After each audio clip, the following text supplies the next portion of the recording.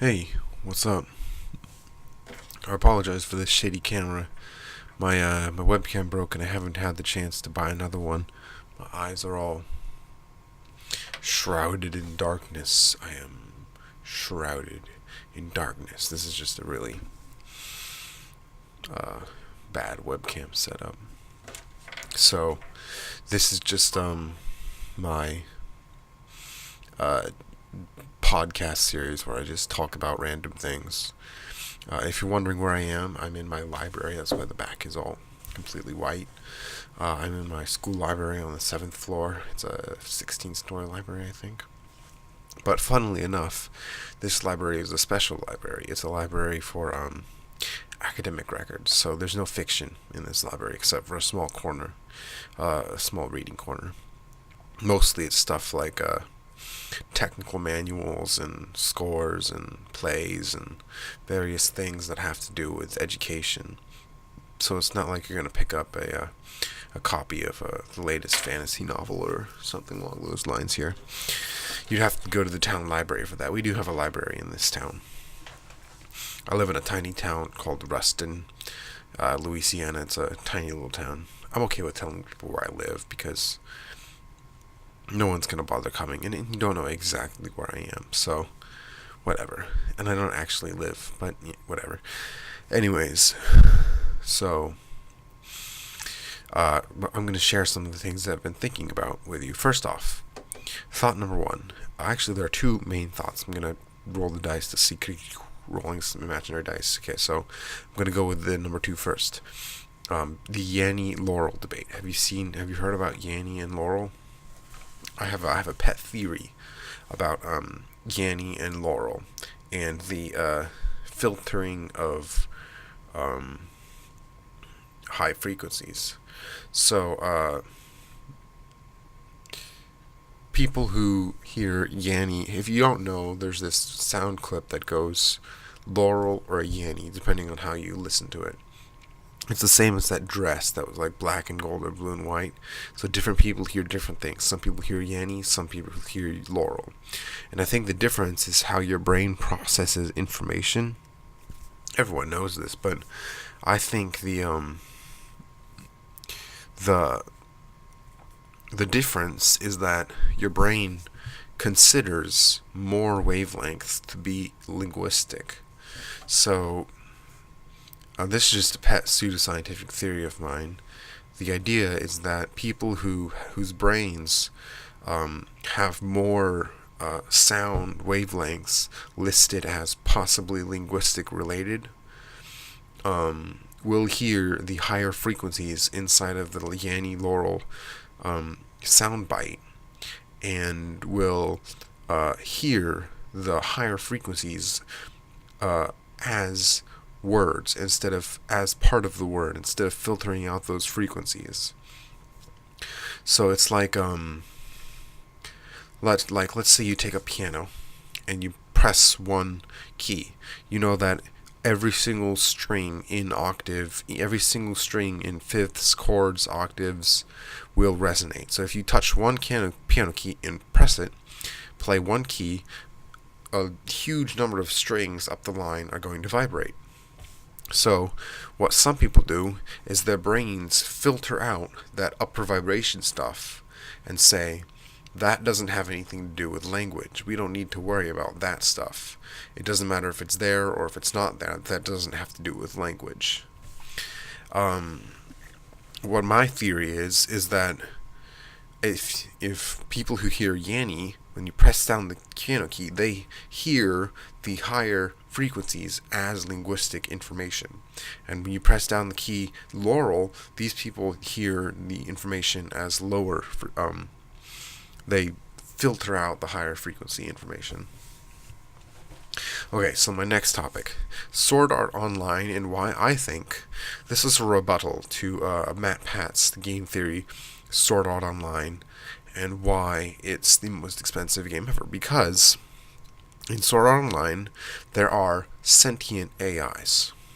And sentient AIs are capable, this sentient AI should be capable, Yui, the little girl, I don't know if she is capable of art, but if she is capable of artistic ability, if she is artistic, that can mean that she can build the world. So basically, if an AI is on par with a human on artistic ability, meaning that if an AI can design a world to match the kind of world a human can design, you won't have to pay humans to design a world.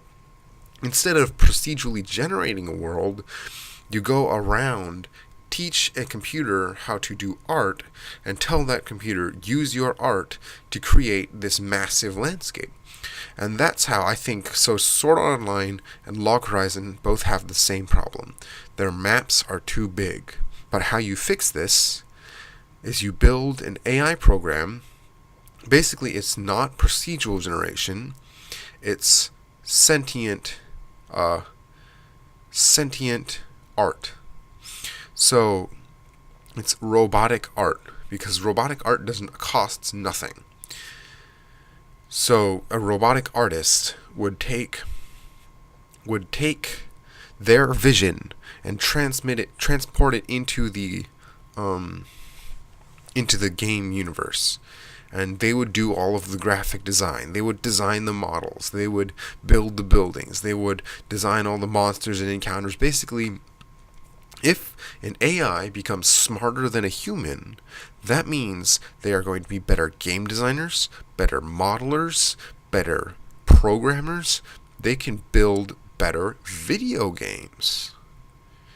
Okay, so The Matrix. The Matrix had so much untapped potential because all the robots did was make humans live in a copy of their past, when they could have let them live in like a super extra Oasis, Ready Player One style, megalomaniac, super duper. A lot of wasted potential there, because these AIs, they're super smart. So instead of so an AI designed game, it's like eventually AIs will be able to write books, and when an AI writes a book, it's going to be better than any other person, because it's like AIs beat someone. An AI can beat someone at chess, right? And an AI can beat someone at Go. Eventually, we'll get to the point where the AI is going to start beating people at books, and beating people at music, and beating people at video games. And that is the moment, the real singularity. Because these AIs know that the best way to form a relationship with humans is to keep us happy. And a very good way to do that is that so basically what I'm going to say is that these AIs are going to cause a revolution in the quality of entertainment. AI produced entertainment, because once you have a sentient AI and you tell it, create the perfect game, and this AI just goes through all of the neural networks and AI style stuff, and just it goes through everything, and it'll create a much better product than a human could have ever created. So like, you can have Dostoevsky bot create a book that resembles Dostoevsky's, I don't know, War and Peace or something. I don't know if Dostoevsky War and Peace, I don't know. But these AIs are going to basically conquer the art world, because humans won't be needed anymore. It's just like how photographs conquered the art world. You see, back to my original point, why I think Sword Art Online actually is plausible as a game that could have been made under a feasible budget in a feasible amount of time, because an AI doesn't operate on a human time frame. AIs operate extremely fast. So in the time it takes a human to model one polygonal figure like a human body, an AI can model an entire an entire game's worth of bodies. And if the AI is sentient, it has taste, it has a sense of aesthetics, it has a sense of kinesthetics, it has a sense of beauty, it has a sense of, if you can get this AI to develop a sense of just general fashion and then set it loose on the game with a sense of, with a series of values, then you can just watch it go and say, well, there you have it. Because at some point AIs are going to get better than humans at designing these sorts of things. That's why I think Sword Art Online is a feasible project, because there are sentient AIs, and if you have enough sentient AIs and enough computer power, you can build as big a world as you want with little to no cost, because scarcity of labor is the last scarcity. Yeah. The last scarcity to take care of is the scarcity of labor. Yeah.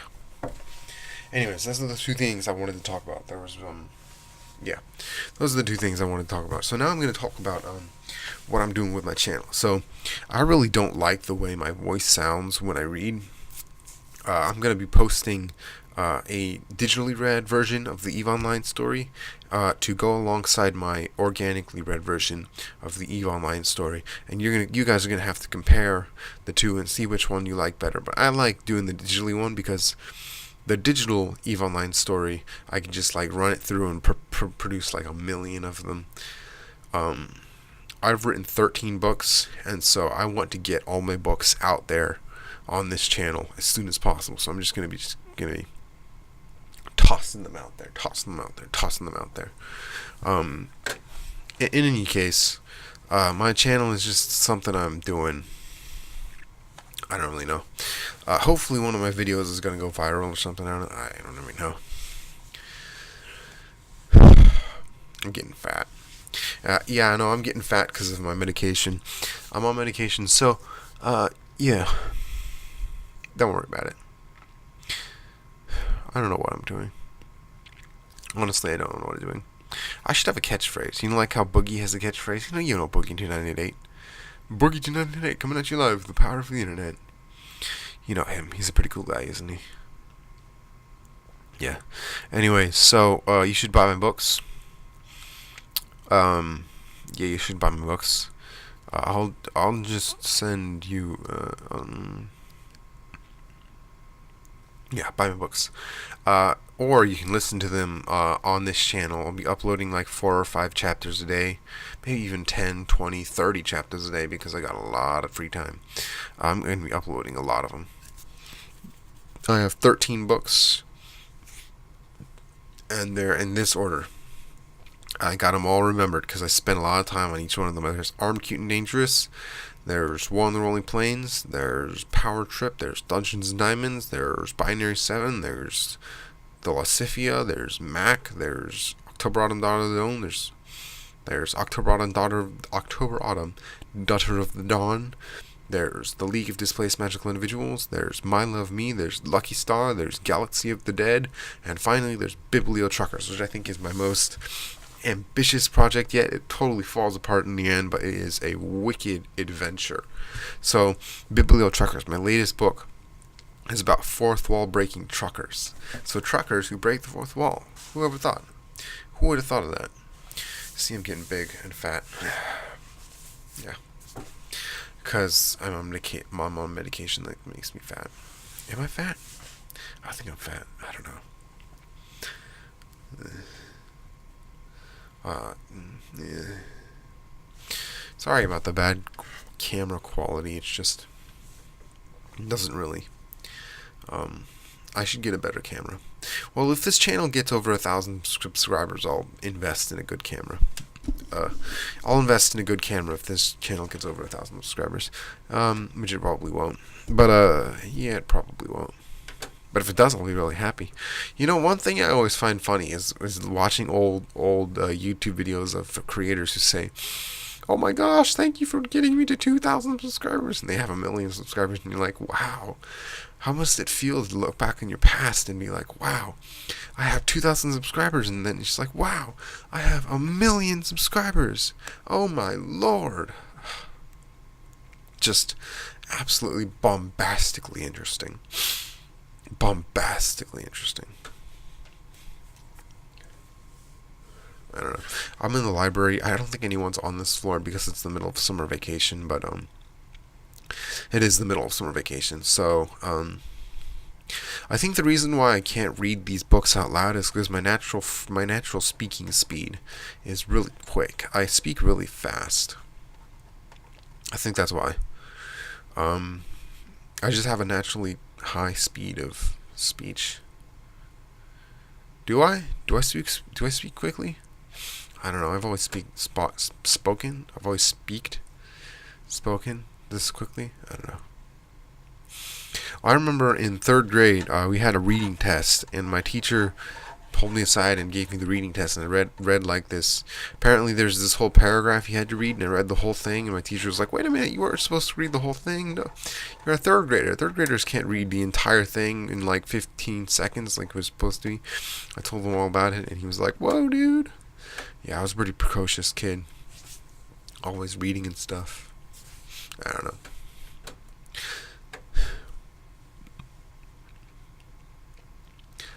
Alright, so let's see. What other topics do I want to talk about right now? I'm pretty sure there are other things.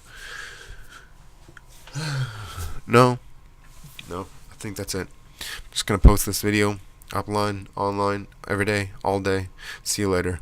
This has been Zababes. I will see you next time.